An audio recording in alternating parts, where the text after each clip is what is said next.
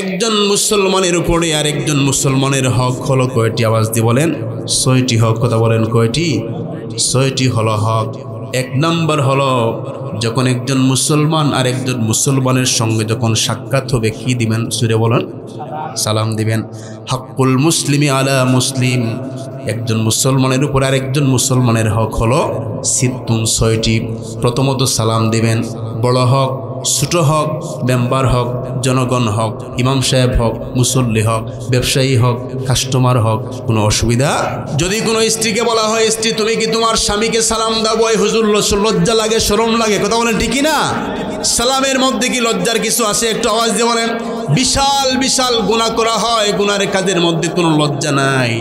স্বামীকে শুধু সালাম দিতে লজ্জা লাগে। আবার স্বামীকে যদি বলা হয় তুমি কি তোমার স্ত্রীকে সালাম দেবে, কয় হুজুর হ্যাঁ তো আমার বয়সে ছোট, বউ আমার বয়সে ছোট হলে কি সালাম দেওয়া যায় না? একটা অবস্থা বলেন। তো আমরা তো প্রায় সময় সালামের মধ্যে শর্ত বসাই আমরা, যে চেয়ারম্যান সাহেব বসেন যে শুধু আমাকে সালাম দেওয়া হবে, আর আমরা হুজুরেরা বসি না মুসল্লিরা শুধু আমাদেরকে সালাম দেবে। সালামের কথা কি এরকম? একটু আওয়াজ দিয়ে বলেন। রাসূল করিম সাল্লাল্লাহু আলাইহি ওয়াসাল্লাম সাহাবায়ে কেরামদেরকে আমার নবী সালাম দিতেন, আবার সাহাবীরাও নবীকে সালাম দিতেন। জোরে বলুন সুবহানাল্লাহ। আবার নবী করিম সাল্লাল্লাহু আলাইহি ওয়াসাল্লাম তার স্ত্রীদেরকে নবীজি সালাম দিতেন, স্ত্রীরাও নবীজিকে সালাম দিতে। বলুন সুবহানাল্লাহ। এর মধ্যে কোনো লজ্জা নাই, কোনো শরম নাই, কারণ সালামের প্রচলন যত বাড়াবেন রহমত আল্লাহর পক্ষ থেকে তত বেশি আসবে। বলুন সুবহানাল্লাহ। নবী করিম সাল্লাল্লাহু আলাইহি ওয়াসাল্লাম ছোট্ট ছোট্ট বাচ্চাদেরকে আমার নবীজি সালাম দিতেন। ছোট্ট ছোট্ট বাচ্চাদেরকে সালাম দেওয়ার পর ওই বাচ্চাগুলা চিন্তা করতো আল্লাহর নবী আমাদেরকে আগে সালাম দিয়েছেন, আগামীকালকে আমরাই নবীকে আগে সালাম দেব, রাসূল আমাদেরকে সালাম দেওয়ার পূর্বে আমরা সালাম দেব। এজন্য বড়রা যখন ছোটদেরকে সালাম দেয়, একবার আপনি সালাম দিয়ে দেখবেন পরবর্তী সময় ওই ছোট মানুষ আগে এসে আপনাকে সালাম দিবে। কথা বলেন ঠিকই না? আগে আপনাকে সালাম দেবে। এই সালাম শুধু সংবর্ধনা নয়, এই সালাম হচ্ছে মুসলিমের জন্য অপর মুসলিমের জন্য একটা দোয়া। জুড়ে বলুন সুবহানাল্লাহ। এজন্য রাসূল করিম সাল্লাল্লাহু আলাইহি ওয়াসাল্লামকে বলা হলো আইউল ইসলামে খায়র। নবীজিকে বলা হলো ইয়া রাসূলুল্লাহ ইয়া হাবিবাল্লাহ। নবী ইসলামের মধ্যে সবচেয়ে ভালো কাজ কি? আল্লাহর নবী বললেন 2টা। জোরে বলুন সুবহানাল্লাহ। কয়টা? নবীজি বললেন 2টা। এক নম্বর হলো ক্বালা তুতিমুত তাআম। নবীজি বললেন তোমরা একে অপরের জন্য খাবারের ব্যবস্থা করো। দ্বিতীয় নম্বরে নবীজি বললেন পরিচিত হক অপরিচিত হক সবাইকে তোমরা কি দাও? একটা আওয়াজ দিয়ে বলেন, সালাম দাও। শুধু পরিচিত মানুষকে সালাম দেব, অপরিচিত মানুষকে সালাম দেব না, কথা কিন্তু এরকম না। পরিচিত হক অপরিচিত হক মুসলিমের নিদর্শন পাওয়া গেলে তাকে আমরা কি দেব? একটা আওয়াজ দিয়ে বলেন। আর একে অপরের জন্য আমরা খাবারের ব্যবস্থা করব। খাবার বেদাত নয়, এটা হলো সুন্নত। জুড়ে বলুন সুবহানাল্লাহ। রাসূল করিম সাল্লাল্লাহু আলাইহি ওয়াসাল্লাম বললেন উম্মতেরা শোনো, তোমরা যখন ঘরের মধ্যে রান্না করবে, রান্নার মধ্যে তোমরা জল বেশি দাও। জোরে বলুন সুবহানাল্লাহ। কি বেশি দাও? জল তোমরা বাড়িয়ে দাও। বলা হলো কেন? রাসূল করিম সাল্লাল্লাহু আলাইহি ওয়াসাল্লাম বলেন তার কারণ হলো জল বেশি করে দাও যেন একটা বাটি তোমার প্রতিবেশীকে তুমি দিতে পারো। জোরে বলুন সুবহানাল্লাহ। এজন্য প্রতিবেশীর হক আছে কিনা? একটা আওয়াজ দিয়ে বলেন। আপনার ঘরে যখন আগুন লাগে তখন আপনার দামান জামাতে এসে আগে আগুন নিবায় নাকি প্রতিবেশী আগে আগুন নিবায়? একটা আওয়াজ দিয়ে বলেন। প্রতিবেশী আগে আগুন নিবায়। এজন্য প্রতিবেশীর সাথে দুশ্মনী রোপণ করা যাবে না, দুশ্মনী করা যাবে না, হিংসা করা যাবে না, অহংকার করা যাবে না। কারণ আপনার বিপদের সবচেয়ে বেশি কাছের যেই মানুষ, ওই মানুষগুলোই হলো আপনার প্রতিবেশী। কথা বলেন ঠিক কিনা? মাঝে মাঝে এমন প্রতিবেশী আছে ছোট একটা কথা নিয়ে ঝগড়া হয়েছে, এটা তো হাক্কুল ইবাদ। আওয়াজ দিবেন কি? এটা হাক্কুল ইবাদ, বান্দার হক। প্রতিবেশী হিসেবে তার হক আছে। কথা বলেন ঠিক না? যদি সেই প্রতিবেশী কাকে বলে? আমাদের বাড়ির চতুর্পাশে 40 ঘর, ডান দিকে 40 ঘর, বাম দিকে 40 ঘর, সামনে 40 ঘর, আবার পিছনের দিকে 40 ঘর, এরা হলো আমাদের প্রতিবেশী। সেই প্রতিবেশীর হক কতটুকু জানেন? প্রতিবেশী যদি হিন্দুও হয়, বিধর্মীয় যদি হয়, আমার প্রতিবেশী, ধরেন আমার অনাত্মীয় অমুসলিম প্রতিবেশী, তার হক হলো একটি। কয়টি? আওয়াজ দিয়ে বলেন। একটি হক। এখন আমার পাশের বাড়িতে হিন্দুর বাড়ি, হঠাৎ বেটার করে আগুন ধরেছে। এখন বলেছে, পেরেশান হয়ে বলেছে যার হাতের মধ্যে যা কিছু আছে তাই নিয়ে আমাকে সাহায্য করে। এখন আমি মুসলমান, আমার কাছে 2 লিটার পেট্রোল আছে, আমি কি আগুনের মধ্যে পেট্রোল ঢেলে দিব? কারণ তার ঘরে আগুন ধরেছে, সে ভুল করতে পারে। কথা বলেন ঠিকই না? বলেছে যার কাছে যা কিছু আছে। আরেকজন কাঠ নিয়ে যাচ্ছিল রাস্তা দিয়ে, পিকআপ ভর্তি কাঠ, লাকড়ি। যখন বলছে যে যার কাছে যা কিছু আছে তা ঢেলে দাও, এখন দিছে কাঠ ঢেলে, আগুন বাড়বে না কমবে? এজন্য যদি আমাদের বাড়ির পাশে অমুসলিম কোনো মানুষ যদি থাকে, হিন্দু কোনো মানুষ থাকে, অন্য ধর্মের কোনো মানুষ থাকে, রাসূল করিম সাল্লাল্লাহু আলাইহি ওয়াসাল্লাম বলেন তার হক হলো একটি, জুড়ে বলুন সুবহানাল্লাহ। সে যদি অসুস্থ হয় তুমি তাকে দেখতে পারবে, আর্থিক সমস্যা হলে তুমি তাকে সাহায্য করতে পারবে, কারণ তার হক হলো কয়টি? আওয়াজ দিয়ে বলেন, একটি। আবার অনাত্মীয় মুসলিম প্রতিবেশী, অনাত্মীয় আমার আত্মীয় না কিন্তু প্রতিবেশী, এরকম আছে কিনা? মুসলিম কিন্তু সে, তার হক হলো 2টি। কয়টি? সে আমার আত্মীয় না কিন্তু আমার প্রতিবেশী এবং মুসলিম। অমুসলিমের হক হলো কয়টি? আরে ভাই ইসলাম বুঝেন, ইসলাম হক নিয়ে যত কথা বলেছে, পৃথিবীর কোন ধর্ম হক নিয়ে তো কথা বলেছে না, বলুন সুবহানাল্লাহ। বিধর্মী হলেও তার হক একটি। আবার আমার প্রতিবেশী যদি আমার অনাত্মীয় হয়, আত্মীয় না, মুসলিম এবং আমার প্রতিবেশী, তার হক হলো 2টি। কয়টি? আওয়াজ দিয়ে বলেন, তার হক হলো 2টি। 3 নম্বর হলো, দেখবেন আমাদের অনেকের বাড়ির পাশে আমাদের আত্মীয় রয়েছে, আমার দাদার ভাই, আমার চাচার ভাই। কথা বলেন ঠিকই না? দাদার দাদা, এরকম আমাদের বংশের মানুষেরা আছে কিনা বলেন? একদিকে তারা আমাদের আত্মীয়, 2 নম্বর তারা হলো মুসলিম, 3 নম্বর তারা হলো প্রতিবেশী। আল্লাহর প্রিয় নবী বলেন তাদের হক হলো কয়টি? একটু আওয়াজ দিয়ে বলেন, 3টি হক। এজন্য প্রতিবেশীর হককে আদায় করতে হবে। কেমন করে আদায় করব?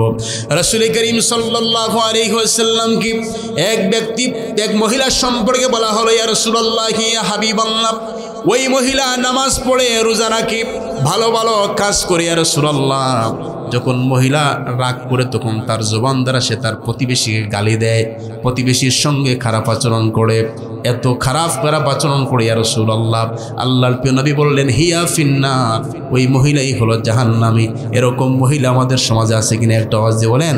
নামাজ পড়ে, রোজা রাখে, হজ করে, যাকাতও দেয়, কিন্তু রাগ উঠলে 7 বেটা মহিলাকে কন্ট্রোল করতে পারে না। আছে কিনা বলেন? শেষ করিল বলতা আছে কিনা? আওয়াজ দিয়ে বলেন। নবীজি বলেন, হিয়া ফিন্নার, হলো জাহান্নামী মহিলা। আবার আল্লাহর নবীকে বলা হলো, ইয়া রাসূলুল্লাহ, ইয়া হাবিবাল্লাহ, আরেকজন মহিলা সম্পর্কে বলা হলো, ওই মহিলা শুধু 5 ওয়াক্ত নামাজ পড়ে আর বেশি নফল ইবাদত বন্দেগী করে না, বেশি বেশি ভালো কাজ করে না, কিন্তু প্রতিবেশীর সঙ্গে তো মিষ্টি মিষ্টি কথা বলে। আল্লাহর প্রিয় নবী বলেন, হিয়া ফিল জান্নাহ, ওই মহিলাই হলো জান্নাতি মহিলা। জুড়ে বলুন সুবহানাল্লাহ। আবার এক ব্যক্তি হাদিসের মধ্যে এসেছে, আল্লাহর নবীর কাছে এসে বলে, ইয়া রাসূলুল্লাহ, আমার প্রতিবেশী আমার হক নষ্ট করে, হক্কুল ইবাদ বুঝে না, আমাকে যন্ত্রণা দিয়ে আমার উপরে জুলুম করে, ইয়া রাসূলুল্লাহ, আমাকে বারবার আমাকে নির্যাতন করে। রাসূল করিম সাল্লাল্লাহু আলাইহি ওয়াসাল্লাম বলেন, তুমি ধৈর্য ধারণ করো। কি করো? নবীজি বললেন, তুমি ধৈর্য ধারণ করো। ধৈর্য ধারণ করে পরবর্তী দিন আবার নবীজির কাছে এসে বলে, ইয়া রাসূলুল্লাহ, এখন তো জুলুম আরো বেশি বেড়েছে, ইয়া রাসূলুল্লাহ। আল্লাহর নবী বলেন, আবার তুমি ধৈর্য ধারণ করো। আবার যখন ধৈর্য ধারণ করা হলো, 3 নম্বর দিন আসার পরে বলে, ইয়া রাসূলুল্লাহ, আরো বেশি বৃদ্ধি পেয়েছে। আল্লাহর নবী বলেন, আর ধৈর্যের প্রয়োজন নাই, তুমি একটা কাজ করো, তোমার খাতা, কম্বল, বালিশ যা আছে সবগুলা নিয়ে তার বাড়ির সামনে রাস্তার মধ্যে তুমি ফেলে দাও। তার বাড়ির সামনে রাস্তার মধ্যে কি করো? সবগুলা ফেলে দাও। বেটা কি করছে? বালিশ, বেড, কম্বল যা আছে সব নিয়ে, যে প্রতিবেশী যন্ত্রণা দেয় তার বাড়ির সামনে গিয়ে সবগুলা রেখে দিছে, যাও এগুলো এখানে থাক। মানুষ যখন রাস্তা দিয়ে যায়, কই ভাই বুঝলাম না, বালিশ তো বিছানায় থাকার কথা, কম্বল তো বিছানায় থাকার কথা, এটা রাস্তায় কেন? রাস্তায় এজন্য এসেছে, এটা আমার প্রতিবেশী বালা না, আমার প্রতিবেশী বালা না। কই কে মানুষটাকে দেখি, তাকে একটু, কই ওই মানুষ। এখন মানুষ লানত দেয়, কি দেয়? আওয়াজ দিয়ে বলেন, লানত প্রদান করে। এখন প্রতিবেশী লানত শুনে এসে বলে, ভাই বিছনা বালিশ সবগুলা রাস্তায় এনে তুমি আমাকে যে লানত প্রাপ্ত করছো, এগুলো নিয়ে যাও ভাই, ভুলেও আর আমি তোমাকে যন্ত্রণা দেবো না। জোরে বলুন না সুবহানাল্লাহ। এজন্য রাসূল করিম সাল্লাল্লাহু আলাইহি ওয়াসাল্লাম বলেন, খায়রুল আসহাবি ইনদাল্লাহি তাআলা খায়রুহুম লিসাহিবিহি ওয়া খায়রুল জিরানি ইনদাল্লাহি তাআলা খায়রুহুম লিজারিহি। নবী করিম সাল্লাল্লাহু আলাইহি ওয়াসাল্লাম বলেন, যেই প্রতিবেশীর নিকট উত্তম সে আল্লাহর নিকট উত্তম, জুড়ে বলুন সুবহানাল্লাহ। যেই বন্ধু বন্ধুর কাছে ভালো সে আল্লাহর কাছে ভালো, জুড়ে বলুন সুবহানাল্লাহ। আবার নবীজিকে বলা হলে ইয়া রাসূলুল্লাহ, আমরা যে ভালো কাজ করি মন্দ কাজ করি এগুলা জাস্টিফাই করবে কারা পৃথিবীর মধ্যে? রাসূল করিম সাল্লাল্লাহু আলাইহি ওয়াসাল্লাম বলেন, তোমার কাজকর্ম দেখে যদি তোমার প্রতিবেশী বলো এই কাজটা ভালো, বুঝবে এটা ভালো। আর তোমার প্রতিবেশী যদি বলে এই কাজটা ভালো না, তাহলে বুঝবা যে এই কাজটা কি না। একটা আওয়াজ দিয়ে বলেন ভালো না, এটা জাস্টিফাই করবে তোমার প্রতিবেশী। এই জন্য প্রতিবেশীর হক হলো এত বেশি, রাসূল করিম সাল্লাল্লাহু আলাইহি ওয়াসাল্লাম প্রতিবেশীর হককে বাড়িয়ে দিয়েছেন। আচ্ছা মনে করেন রাত্র 12টার সময় আপনি পৃথিবীর জমিন থেকে বিদায় নিলেন, আত্মীয়ের বাড়িতে ফোন গেল, আমার বাবার ইন্তেকাল হয়েছে, দাদার ইন্তেকাল হয়েছে, আত্মীয় স্বজন সবাই বলে রাত্র এখন 12টা, আমরা আসতে পারবো না, তোমরা একটু টেক কেয়ার করো, সকালবেলা 10টায় গাড়িগুলো পাবো, তারপরে আমরা আসবো। ওই 12টা থেকে আত্মীয় স্বজন কেউ আসতে পারে নাই। আপনার প্রতিবেশী কি ঘুমিয়েছিল? একটু আওয়াজ দিয়ে বলে ঘুমিয়েছিল? 12টা থেকে তাদের কাজ শুরু হয়েছে যে কীরকম দাফন কাফনের ব্যবস্থা করা যায়, কারণ এটাও একজন মুসলমানের হক। কথা বলেন ঠিক কিনা? কীরকম দাফন কাফনের ব্যবস্থা করা যায়, কীরকম আমার প্রতিবেশীকে কবরে নিয়ে যাওয়া যায়, কীরকম সুন্দর একটা পরিবেশ সৃষ্টি করা যায়, এ নিয়ে রাত 12টা থেকে কাজ হয়েছে আপনার প্রতিবেশী। আর আমরা গুরুত্ব দিই বেশি আত্মীয় স্বজনদেরকে, প্রতিবেশীকে সরিয়ে রাখি। অনেক সময় বাড়িতে বিয়ে হয়, আত্মীয় স্বজন আসে সিলেট থেকে, কিন্তু বাড়ির পাশের যে প্রতিবেশী তার দাওয়াত নাই। হয় কিনা ঘটনা? একটা আওয়াজ দিয়ে বলেন। অলিমা করে অনেক দূর দরাজ থেকে মানুষের আসে, কিন্তু আমার প্রতিবেশীর দাওয়াত নাই। ঘটনা হয় কিনা? একটা আওয়াজ দিয়ে বলেন। এই জন্য প্রতিবেশীর সাথে সুন্দর আচরণ করবেন, কারণ আপনার প্রতিবেশী আপনাকে কি জ্বালায়। আমার নবীর প্রতিবেশী নবীকে যেইভাবে কষ্ট দিয়েছে, কিয়ামত পর্যন্ত কোনো প্রতিবেশী ওইরকম কোনো প্রতিবেশীকে কষ্ট দেবে, এত কষ্ট দিয়েছে। নবী যখন সেজদায় যেতেন তখন তারা উটের দুর্গন্ধযুক্ত গোশতগুলা রাসূলুল্লাহ সাল্লাল্লাহু আলাইহি ওয়াসাল্লামের পিঠ মুবারকের উপরে তুলে দিত। জোরে বলুন নাউযুবিল্লাহ। নবী করিম সাল্লাল্লাহু আলাইহি ওয়াসাল্লামকে হত্যা করার পর্যন্ত পরিকল্পনা তারা করেছিল। আবার তালা হলো নবীজির চাচা, নাম কি বুঝতেছেন আপনারা? আবার চাচা দাবি করে, এরকম আছে কি নাই? কাছে আসতে দেখবেন তার মতো বন্ধু আর নাই। কথা বলেন ঠিক কিনা? আর একটু আড়াল হলে 2 নম্বরই করে। এটার নাম হলো মুনাফিক। আওয়াজ দেবেন, নাম কি এটার? মুনাফিক। এটা কাফিরের চেয়ে আরো নিকৃষ্ট। কাফিরের স্তর থাকবে উপরে, মুনাফিকের স্তর থাকবে সবচেয়ে নিচে। সামনে এসে বলবে আমি তো আপনার, আমি তো আপনার, আমি আপনার সবচেয়ে বেশি শুভাকাঙ্ক্ষী, আপনাকে ছাড়া কিছুই ভালো লাগে না, মায়ার দুস্থ আমার, কয়ে মায়াও দেয়। আর আগলাত গিয়ে 2 নম্বরে ঘুরে আছে কিনা? একটা আওয়াজ দিয়ে বলেন। এটা হলো মুনাফিক। আওয়াজ দিয়ে এটার নাম কি? মুনাফিক। রাসূল করিম সাল্লাল্লাহু আলাইহি ওয়াসাল্লাম ওনার প্রতিবেশী থেকে এত কষ্ট পেয়েছেন। একদিন আল্লাহর নবী, ওনার খুব স্বপ্ন ছিল মক্কা বিজয়ের পূর্বে। রাসূল করিম সাল্লাল্লাহু আলাইহি ওয়াসাল্লাম তখন মক্কার চাবি ছিল উসমান বিন তালহার কাছে। কার কাছে? একটু আওয়াজ দিয়ে বলেন। উসমান বিন তালহার কাছে। নবীজি গিয়ে বলছেন, উসমান বিন তালহা শোনো, আমার খুব স্বপ্ন যে আল্লাহর ঘর বাইতুল্লাহর মধ্যে আমি একটা সেজদা দেব, তুমি একটু চাবিটা আমার হাতে দাও, কেউ দেখবে না, আবু জাহেল, উতবা, সায়বা কেউ দেখবে না, গোপনে গোপনে আমি একটা সেজদা দেব আর আমি বের হয়ে যাব। এই কথা বললেন। সে কি বলে জানেন? সে বলে, মুহাম্মদ, সেজদা তো দূরের কথা, একটা সেকেন্ডের জন্য তোমার হাতের মধ্যে চাবি তুলে দেওয়া যাবে? রাসূল করিম সাল্লাল্লাহু আলাইহি ওয়াসাল্লাম বলেন, উসমান বিন তালহারে, মনে খুব কষ্ট পেয়েছি, কিন্তু আমাকে যারাই কষ্ট দিয়েছে আমি রাসূল বদুয়া করে নাই, আমি তাদের জন্য দোয়া করেছি। জোরে বলুন সুবহানাল্লাহ। এই যে যারা হজ করেছেন, উমরা করেছেন, গত বছর আমি আমার আলিপুরি হুজুরের সাথে আমরা উমরা করেছি। আমি যখন তায়েফে গেলাম তখন হুজুর দেখালেন, হুজুর তো আসবেন আমার পরেই, আমার হুজুর আছেন, এত বড় বড় আঙ্গুর।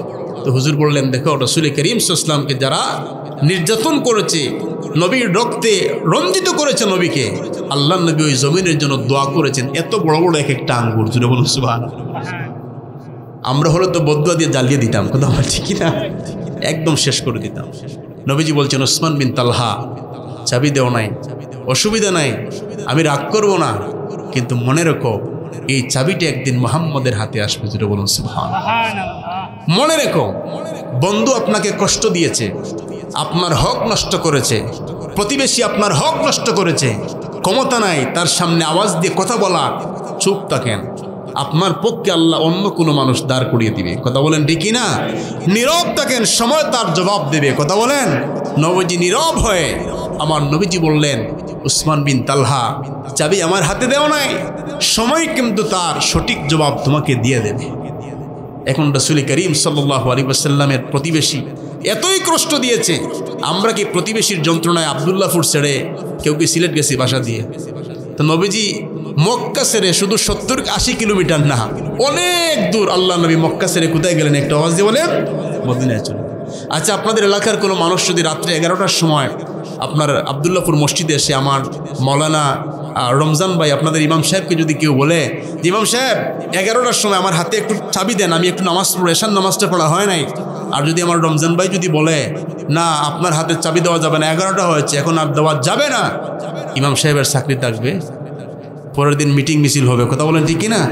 অথচ আমার নবী হলেন খানায়ে কাবার পরিচর্যাকারী, কথা বলেন ঠিক না? রাসূল করিম সাল্লাল্লাহু আলাইহি ওয়াসাল্লাম হলেন রক্ষক। নবী করিম সাল্লাল্লাহু আলাইহি ওয়াসাল্লামের হাতে চাবি তুলে দেওয়া হয় নাই। নবীজি বললেন কোনো অসুবিধা নাই, একদিন এটা আমার হাতের মধ্যে আসবে। মক্কা থেকে মদিনায় হিজরত করলেন। হিজরত করার পর, মদিনায় যাওয়ার পর ইসলাম আন্তর্জাতিক পরিমণ্ডলে প্রচার প্রসার হলো, ইসলাম শক্তিশালী হলো। যেই দিন আমার নবী মদিনা থেকে সাহাবায়ে কেরামদেরকে নিয়ে মক্কা বিজয়ের জন্য আসবেন, সেদিন তো আবু জাহেল নাই, উতবা নাই, বড় বড় কাফের মুশরিকেরা নাই, কাফিরের বাচ্চা যারা বয়ে ফালায় এলাকা ছেড়ে। আজকে যদি মুহাম্মদ সাল্লাল্লাহু আলাইহি ওয়াসাল্লাম আসেন, আমাদের অবস্থা তো সিরিয়াস হয়ে যাবে, কথা বলেন ঠিক না? ভাগে সবাই। এক বুড়ি মহিলা, দেখেন নবীর কেমন আদর্শ ছিল। এক বুড়ি মহিলা গাইডটি বুসকি সব নিয়ে আত্মীয়ের বাড়িতে চলে যাচ্ছে, রাস্তায় নবীর সাথে দেখা। নবীজি বলছেন, মা কোথায় যাবেন? কই আরে আর যন্ত্রণার কথা বলো না, এখন নাকি মক্কা বিজয়ের জন্য মুহাম্মদ সাল্লাল্লাহু আলাইহি ওয়াসাল্লাম আসবে, এজন্য বয়ে আমি আমার আত্মীয়ের বাড়িতে চলে যাচ্ছি। নবীজি বলছেন, বুড়িমা কোনো টেনশন নাই, তোমার গাইডটিটা আমার কাঁধে তুলে দাও। সুবহানাল্লাহ বলবেন।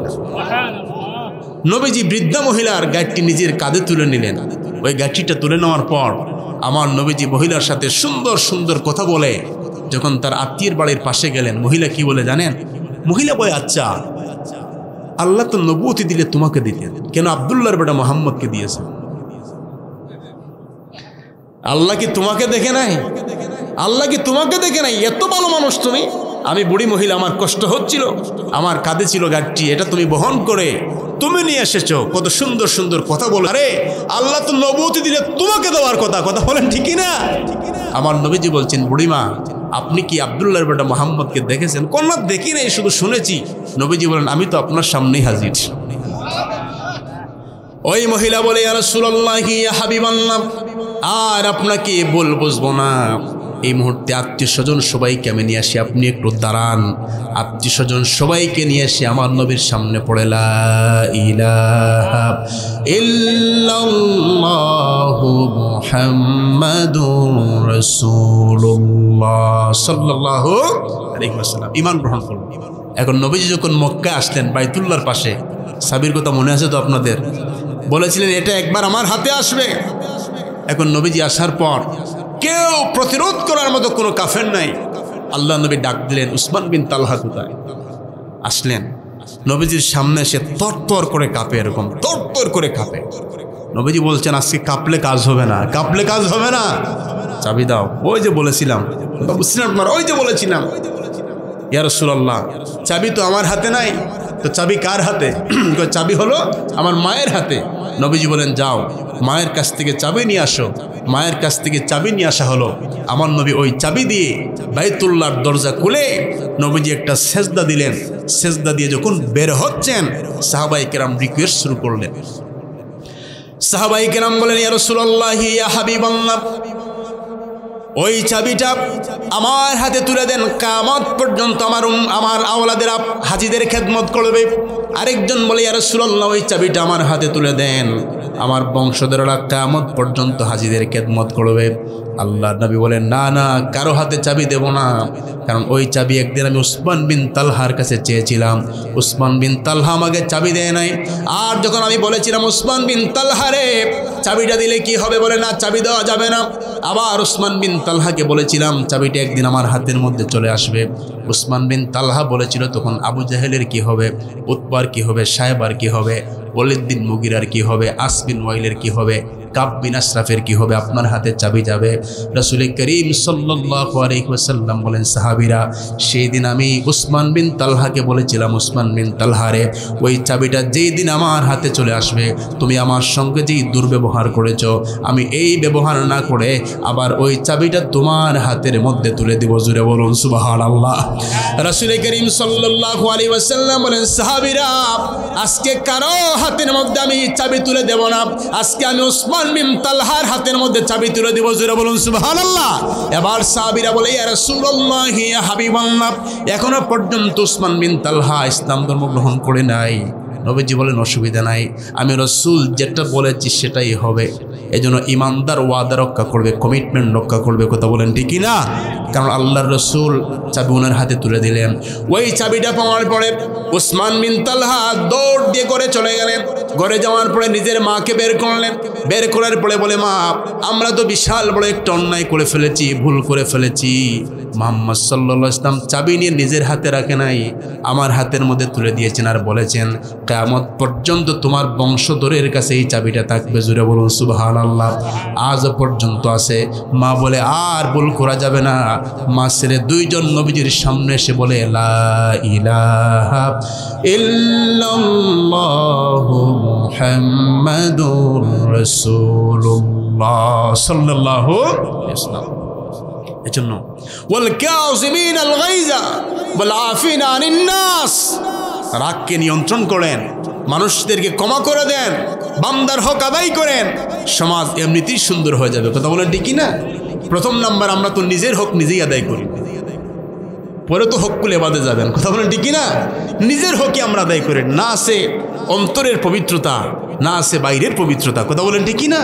আমরা নিজেকেই চিনি না এখনো পর্যন্ত। এজন্য মাঝে মাঝে প্রথমত নিজেকে নিয়ে চিন্তা করবেন, নিজেকে সংশোধন করার পর নিজের পরিবার সংশোধন করবেন, তারপরে সমাজ সংশোধনের প্রয়োজন আছে কিনা একটু আওয়াজ দিয়ে বলেন। একটু মাঝে মাঝে চিন্তা করবেন। এই যে মাঝে মাঝে আমাদের অন্তরের মধ্যে গীবতের প্রতি যে বাসনা আসে, অহংকার পরনিন্দার যে বাসনা আসে, চিন্তা করবেন আল্লাহ আমি তো পৃথিবীর ক্ষণস্থায়ী বাসিন্দা, 100 বছর আগে আমার অস্তিত্ব ছিল না। কথা বলেন ঠিকই না? এখন অস্তিত্ব আল্লাহ যেহেতু দিয়েছেন এটাও লিমিটেড, 60 বছর 70 বছর। কথা বলেন ঠিকই না? নাকি আমরা চিরস্থায়ী না ক্ষণস্থায়ী? ক্ষণস্থায়ী। আল্লাহ একটা সময় দিয়েছেন। আমি কোথায় ছিলাম এই চিন্তা মাথায় আসলে কখনো বান্দার হক নষ্ট করতে পারবেন না। যে আল্লাহ আমি কোথায় ছিলাম, কোথায় আমি এসেছি, কোথায় আমি যাব, কোথায় আমার ঘর। আমার দাদা বলেছ, দাদাকে যখন মানুষেরা বলতো যে বাড়িটা কার, দাদা বলেছিল এটা আমার বাড়ি। কথা বলেন ঠিক না? দাদার ইন্তেকালের পর বাবাকে বলেছিল বাড়িটা কার, বাবা বলেছে আমার বাড়ি। বাবার ইন্তেকালের পর মানুষ বলে এটা কার বাড়ি, আমি বলি আমার বাড়ি। ঠিক সেইভাবে পৃথিবী আমাকেও বিদায় দেবে। কথা বলেন ঠিক না? কেউ পৃথিবীর স্থায়ী নয়। যেহেতু আমাদের জবাবদিহিতা রয়েছে, মহান রবের দরবারে আমাদেরকে দাঁড়াতে হবে, তাই আল্লাহর হক এবং বান্দার হক উভয় হক আদায় করার প্রয়োজন আছে কিনা একটা আওয়াজ দিয়ে বলেন। আল্লাহর হকের পরে কার হক? মা এবং বাবার।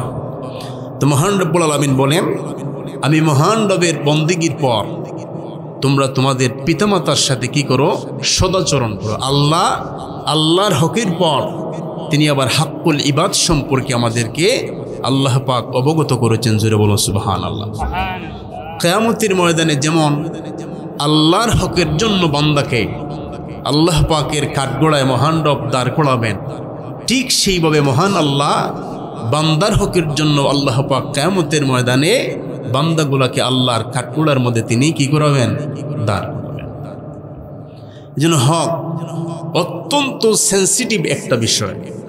আমাদের উপরে অনেকের হক রয়েছে, আমাদের উপরে রাষ্ট্রের হক রয়েছে, আমাদের উপরে প্রতিবেশীর হক রয়েছে, আমাদের উপরে মা বাবার হক রয়েছে, আমাদের উপরে সমাজের হক রয়েছে, আমাদের উপরে ভাইয়ের হক রয়েছে, আমাদের উপরে বোনের হক রয়েছে, আমাদের উপরে আত্মীয়ের হক রয়েছে, আমাদের উপরে মুসলিম ভাই বোনদের কী রয়েছে? একটা আওয়াজ দিয়ে বলেন, হক রয়েছে। এজন্য হক সম্পর্কে আমরা সঠিক সমঝ এবং ধারণা আমাদের মাথার মধ্যে থাকার প্রয়োজন আছে কিনা একটা আওয়াজ দিয়ে বলেন।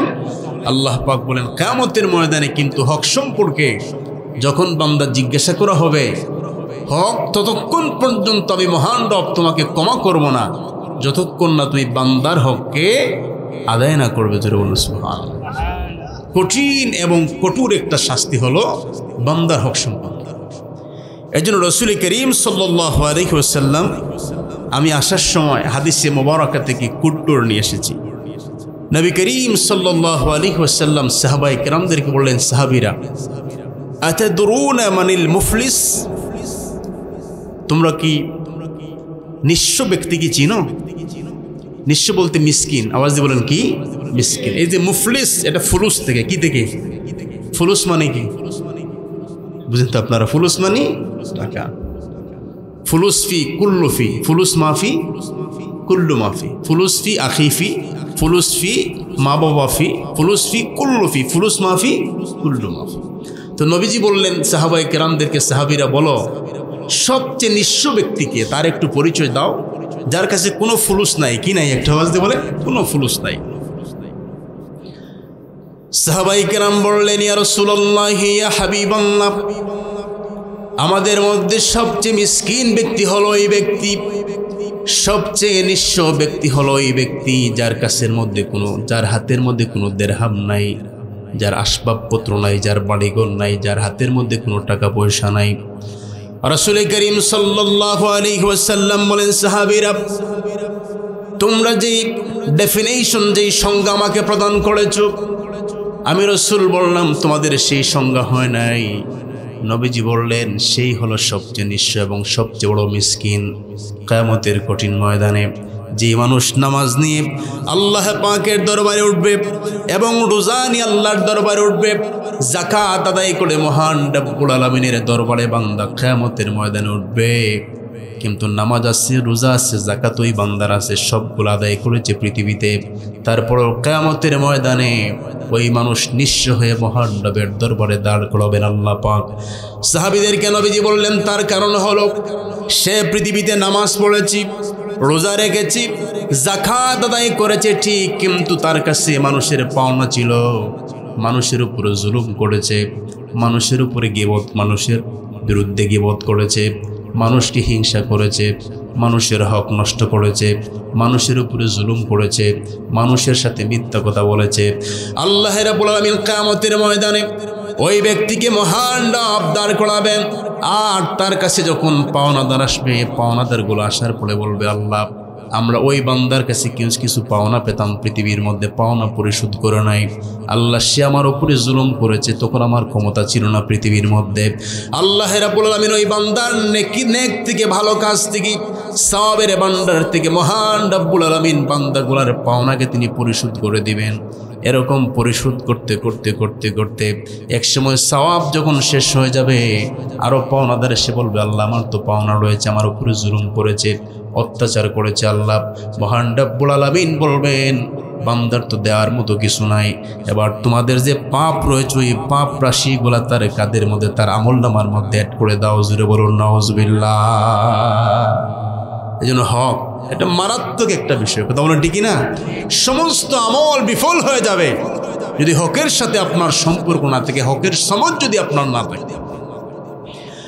এজন্য হাদিস শরীফের মধ্যে এসেছে, রাসূল করিম সাল্লাল্লাহু আলাইহি ওয়াসাল্লাম বলেন, কিয়ামতের কঠিন ময়দানে আল্লাহ রাব্বুল আলামিন বনি আদমদেরকে আল্লাহ পাক ডাক দিয়ে বলবেন, ইয়া ইবনা আদম, আল্লাহ পাক বনি আদমদেরকে ডেকে বলবেন, বনি আদম, পৃথিবীর মধ্যে আমি আল্লাহ পাক ক্ষুধার্ত ছিলাম, তুমি আমার জন্য খাবারের ব্যবস্থা করো নাই। বান্দা তখন আল্লাহ পাকের দরবারে বলবে, রব্বুল আলামিন, আপনি কেমন করে আপনি ক্ষুধার্ত হবেন, কেমন করে আপনার খাবারের প্রয়োজন হবে? আপনি তো হলেন রাজ্জাক, পৃথিবীর সমস্ত মানুষের রিজিক দাতা হলেন আপনি আল্লাহ, আপনি কীরকম ক্ষুধার্ত? আল্লাহ পাক বলেন, বান্দা, তোমার প্রতিবেশী ক্ষুধার্ত ছিল, আত্মীয় স্বজন ক্ষুধার্ত ছিল, তুমি যদি ওই ক্ষুধার্ত মানুষের পাশে গিয়ে একটু দাঁড়াতে, তাহলে আমি মহান রব্বুল আলামিন কি তুমি তার পাশে পেয়ে যেতে। জুড়ে বলুন সুবহানাল্লাহ। তোমার প্রতিবেশী ক্ষুধার্ত, তুমি তার খোঁজখবর নেয়, নিজের ঘরে সব রয়েছে, প্রতিবেশীর ঘরের মধ্যে ক্ষুধার্তের আওয়াজ, কান্নার আওয়াজ তোমার ঘর পর্যন্ত এসেছিল, তুমি খোঁজখবর নেও। তারপরে রব্বুল আলামিন বলবেন, ইয়া ইবনা আদম, হে বনি আদম, পৃথিবীর মধ্যে আমি মহান আল্লাহ অসুস্থ ছিলাম, আল্লাহ কি অসুস্থ? অনেকটা কথা বলে। আমরা যখন অসুস্থ হই আমাদেরকে শেফা দেন কে? ওয়াইজা মারিদতু ফাহুয়া ইয়াশফিন। আল্লাহ পাক বলেন, গোলাম তোমরা যখন অসুস্থ হও আমি মহান রব তোমাদেরকে শেফা দান করি। কিন্তু কিয়ামতের ময়দানে আল্লাহ পাক বলবেন, বান্দা আমি অসুস্থ ছিলাম, তুমি আমার সেবা করো নাই, পরিচর্যা করো নাই। বান্দাগুলা বলবে, রব্বুল আলামিন আপনি কেমন করে অসুস্থ হবেন আল্লাহ? আপনি তো तमाम পৃথিবীর মানুষদেরকে আপনি শেফা দিয়েছেন, আপনি কেমন করে অসুস্থ হয়ে গেলেন? আল্লাহ পাক বলে, বান্দা আমার বান্দা পৃথিবীর মধ্যে অসুস্থ ছিল, তোমার প্রতিবেশী অসুস্থ ছিল, তোমার ভাই অসুস্থ ছিল, তোমার বোন অসুস্থ ছিল। তুমি যদি ওই অসুস্থ মানুষের সেবা করতে, তার পাশে যেতে, তার পাশেই তুমি আমি মহান রবকে পেয়ে যেতে। জুড়ে বলুন সুবহানাল্লাহ। আর আজ কিয়ামতের ময়দানে তুমি আমি আল্লাহর কাছেও কিছু চাইতে পারতে। জুড়ে বলুন সুবহানাল্লাহ। তারপরে আল্লাহ রাব্বুল আলামিন ডাক দিয়ে বলবেন, ইয়া ইবনা আদম, হে বনি আদম, পৃথিবীর মধ্যে আমি পিপাসার্ত ছিলাম। বান্দাগুলা অবাক হয়ে বলবে, রাব্বুল আলামিন আপনি কেমন করে পৃথিবীর মধ্যে পিপাসার্ত ছিলেন? আপনি তো পানি তো হলো আপনার দান, সবগুলো আপনার দান, আপনি কেমন করে পিপাসার্ত হলেন? আল্লাহ মহান রাব্বুল আলামিন বলে, গোলাম তোমার পাশেই মানুষ পানি পানি বলে পৃথিবীর জমিন থেকে বিদায় নিয়েছে, ওই মানুষের দিকে তুমি অগ্রসর হও নাই, তার জন্য পানির ব্যবস্থা করো নাই। যদি তুমি তার জন্য পানির ব্যবস্থা করতে, তাহলে আমি মহান রবের কাছে আজকে তুমি কিছু চাইতে পারতে। জুড়ে বলুন সুবহানাল্লাহ। হাক্কুল্লাহ এবং হাক্কুল ইবাদ, আল্লাহর হকের পর, রাসূলুল্লাহর হকের পর সবচেয়ে বড় হকের জায়গা হলো আমাদের মা এবং বাবা। কথা বলেন ঠিক না? মা এবং বাবা। অনেকে দেখবেন নামাজ আছে, রোজা আছে, হজও আছে, যাকাতও আছে, সব ঠিক আছে, কিন্তু বাড়িতে পিতামাতার সাথে আচরণ ভালো, নামাজ কবুল হবে, রোজা কবুল হবে, হজ কবুল হবে, সমস্ত আমল শেষ হয়ে যাবে। এজন্য রাসূল করিম সাল্লাল্লাহু আলাইহি ওয়াসাল্লামকে বলা হলো, মান আহাক্কু বিহুসনি সাহাবাতি ইয়া রাসূলুল্লাহ ইয়া হাবিবাল্লাহ, আমার কাছ থেকে সবচেয়ে বেশি হক পাওয়ার যোগ্য কে? নবীজি বললেন, ক্বালা উম্মুকা, তোমার মা। ওই সাহাবী আবার বললেন, ক্বালা সুম্মা মান?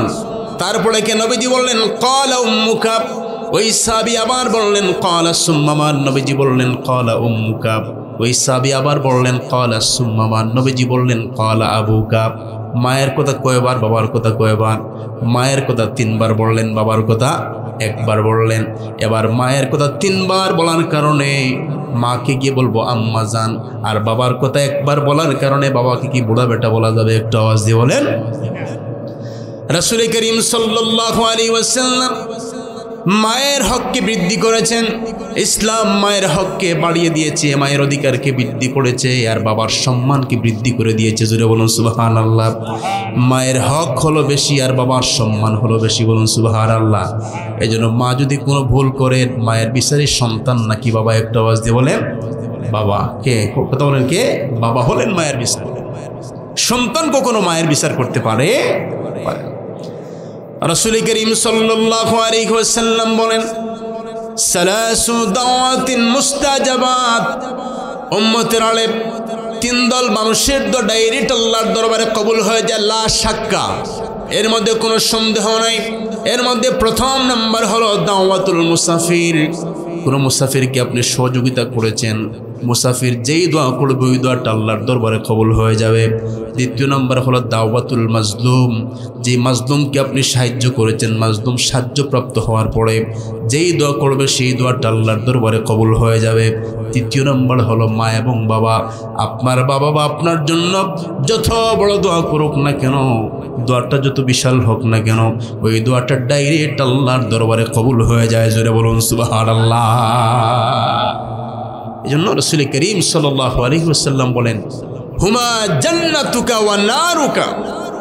এই যে হাক্কুল ইবাদের মধ্যে সর্বপ্রথম আমাদের হক পাওয়ার যোগ্য হলো আমাদের মা। কথা বলেন ঠিক না? এবং আমাদের বাবা। রাসূল করিম সাল্লাল্লাহু আলাইহি ওয়াসাল্লাম বলেন, কিয়ামতের একটা আলামত হলো, কিয়ামতের পূর্বে মানুষেরা মা বাবার সঙ্গে খারাপ আচরণ করবে কিন্তু বন্ধুর সঙ্গে ভালো আচরণ করবে। এই সময় কি আমাদের কাছে এসেছে কিনা একটু আওয়াজ দিয়ে বলেন। বন্ধুকে ভালো ভালো রেস্টুরেন্টের মধ্যে গিয়ে দাওয়াত করে ইনভাইট করে, আর পিতামাতাকে বাড়ির মধ্যে মায়ের জন্য একটা চকলেটও নাই, কথা বলেন ঠিক কিনা? এজন্য দুনিয়ার সমস্ত মানুষগুলাকে খুশি করা কঠিন, আর শুধুমাত্র মাকে খুশি করা সহজ। জুড়ে বলুন সুবহানাল্লাহ। আরে পৃথিবীর মানুষের জন্য গরু জবে করলেন, মহিষ জবে করলেন, ছাগল জবে করার পরেও মানুষ বলে টেস্ট হয় নাই। আর বাজার থেকে যাওয়ার পরে বিয়ানি বাজার থেকে যখন বাড়িতে আসবেন, একটা 2 টাকার সেন্টার ফ্রেশ পকেটের মধ্যে নিয়ে যখন বাড়িতে আসবেন, আসার পরে মাকে বলবেন, মা আপনি একটু চক্ষু বন্ধ করেন আর হা করেন। মা বলে, কেন? আপনি বলবেন, মা কোনো কথা নাই, আপনি একটু চক্ষু বন্ধ করে আপনি একটু হা করেন। মা যখন হা করবে, মায়ের মুখের ভিতরে একটা চুনগ্রাম দিয়ে দেন, আপনার মা যেমন খুশি হবে পৃথিবীর কোনো মানুষ এরকম খুশি হবে না, কথা বলেন ঠিক না? এই জন্য মা বাবার হক সবচেয়ে বড় হক। মা বাবার হক আদায় না করে নামাজ পড়েন, রোজা রাখেন, হজ করেন, যাকাত দেন, কোনো কিছুই আল্লাহর দরবারে কি হবে না? একটা আওয়াজ দিয়ে বলেন। তাওবা করলো, তাওবাও কবুল হবে। কথা বুঝতেছেন আপনারা? কারণ এটা হলো সবচেয়ে বড় গুনাহ। আর মানুষের হক, এটা তো হাক্কুল ইবাদ, বান্দার হক, কথা বলেন ঠিকই না? এখন আমাদের সমাজের মধ্যে অনেকে রয়েছেন হাক্কুল ইবাদ নষ্ট করে, বান্দার হক নষ্ট করে, মা বাবার হক নষ্ট করে, ব্যবসায়ীর হক নষ্ট করে, মুসলিম ভাইয়ের হক নষ্ট করে, মুসলিম বোনের হক নষ্ট করে, আবার সে কি করে? তাওবা করে পরিশুদ্ধ হতে চায়। এরকম পরিশুদ্ধ হওয়া যায় না, আগে হক আদায় করতে হবে। কি আদায় করতে হবে? এই জন্য তাওবার শর্ত হলো 5টি। আওয়াজ দিয়ে বলেন কয়টি? তাওবার শর্ত হলো 5টি। এই 5টি শর্ত পূরণ করে আপনি যদি আল্লাহর দরবারে তাওবা করেন, ওই তাওবাকে কবুল করে নেবেন। কে একটু আওয়াজ দিয়ে বলেন। আল্লাহ পাক কোরআনুল কারীমের মধ্যে বলেন, ইয়া আইয়ুহাল্লাযীনা আমানু তুবু ইলাল্লাহি তাওবাতান নাসুহা। আল্লাহ পাক ইমানদারদেরকে বলেন, ইমানদাররা তোমরা আমি মহান রবের কাছে তাওবায়ে নাসুহা করো। এবার তাওবায়ে নাসুহা কাকে বলে? সকালে গুনাহ করলেন, বিকালে আবার তাওবা করলেন, আবার পরবর্তী সকালে আবার আপনি গুনাহ করলেন, আবার তাওবা করলেন, এটাকে বলা হয় বিলাইট তাওবা। কিসের তাওবা? একটু আওয়াজ দিয়ে বলেন। বিলাইট তাওবা। এটাকে তাওবায়ে নাসুহা বলা হয় না। তাওবায়ে নাসুহা হলো ওই তাওবা, যেই তাওবা করার পর যেই গুনার জন্য তাওবা করেছেন ওই গুনার ধারে কাছেও আর যাওয়া যাবে। এজন্য তাওবার শর্ত হলো 5টি। এই 5টি শর্তের মধ্যে প্রথম নম্বর হলো আপনার পক্ষ থেকে যে গুনাহ হয়েছে ওই গুনাহকে স্বীকার করা। কি করা? এখানে বান্দার হকও আছে এই শর্তের মধ্যে। কি কষ্ট হচ্ছে আপনাদের? কষ্ট হচ্ছে? প্রথম নাম্বার হলো গুনাহকে স্বীকার করা। অপরাধ হয়েছে, পাপ হয়েছে, অন্যায় হয়েছে, মহান রবের দরবারে আপনি গুনাহকে স্বীকার করবেন। রাত্র যখন গভীর হয়ে যাবে, তামাম পৃথিবী যখন নীরব নিস্তব্ধ হয়ে যাবে, নিতর হয়ে যাবে, তাহাজ্জুদের যায় নামাজে দাঁড়িয়ে যাবেন। তাহাজ্জুদের নামাজ পড়ার পরে আল্লাহ পাকের দরবারে 2টা হাত তুলে যখন মুনাজাত করে করে বলবেন, রব আমার জীবনের মধ্যে এই গুনাহ রয়েছে, আমি এই সমস্ত গুনাহগুলা করেছি। আল্লাহ আপনি হলেন রহমান, আমি হলাম আপনার অদম বান্দা গুনাহগার, আপনি আমার ওই গুনাহগুলাকে মাফ করে দেন। এটাই হলো প্রথম নাম্বার শর্ত তাওবার। 1 নম্বর শর্ত কি? গুনাহ স্বীকার করা। আওয়াজ দিয়ে বলেন, কি স্বীকার করা? আচ্ছা, কেউ যদি কোনো ভুল করে আমাদের সামনে, ভুল করার পর যদি ওই মানুষটা বলে যে আমার ভুল হয়েছে, আমরা কি ক্ষমা করি কিনা? একটা আওয়াজ দিয়ে বলেন। এটা তো মুহসিনিন বান্দার বৈশিষ্ট্য, ক্ষমা করতে হবে মানুষদেরকে। কথা বলেন ঠিক কিনা? আল্লাহ পাক কোরআনুল কারীমের মধ্যে বলেন, الذين ينفقون في السراء والضراء والكاظمين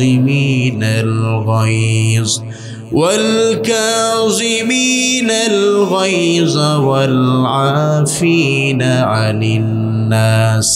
মহান রব্বুল আলামিন বলেন, যে মানুষগুলো সুখী দুঃখী আমি আল্লাহর রাস্তার মধ্যে দান করে এবং রাগকে তারা নিয়ন্ত্রণ করে আর মানুষদেরকে ক্ষমা করে দেয়, ওই বান্দাগুলোকে আমি আল্লাহ বড্ড পছন্দ করি। জুড়ে বলুন সুবহানাল্লাহ। এই জন্য আল্লাহর দরবারে তাওবা করার পূর্বে প্রথম নাম্বার গুনাহকে স্বীকার করতে হবে। আওয়াজ দিয়ে বলেন, গুনাহ স্বীকার করতে হবে। দ্বিতীয় নাম্বার শর্ত হলো লজ্জিত হতে হবে। লজ্জা হলো ইমানের একটা অংশ, কথা বলেন ঠিক না?